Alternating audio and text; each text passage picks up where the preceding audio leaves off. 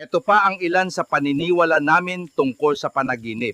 Part 2. Manood ka. Panaginip ng multo. Ibig sabihin may unfinished business ka pa o matinding pangungulila.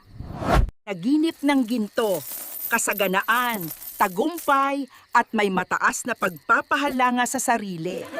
Panaginip ng aswang, matinding takot, stress at madaming iniisip. Harapin para mawala.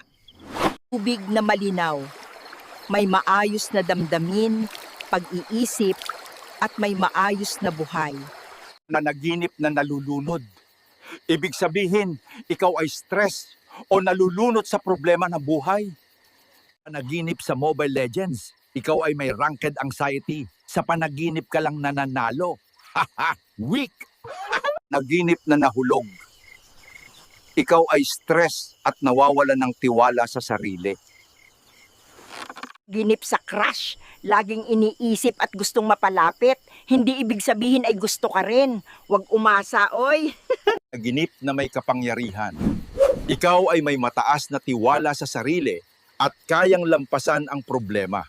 Naginip na umiiyak, matinding stress at tinatagong lungkot at takot. Kailangan ng pahinga. Naginip na nag-aaway, unresolved conflict, o may mga bagay na hindi pagkakaunawaan. Naginip ng zombie. Ikaw ay pagod, stress, o pakiramdam mo na kinakain ka na ng problema.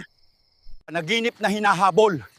Ikaw ay nakakaranas ng matinding stress at pressure sa paligid. Panaginip ay paraan ng utak natin para ma-process ang mga emosyon o karanasan natin maghapon.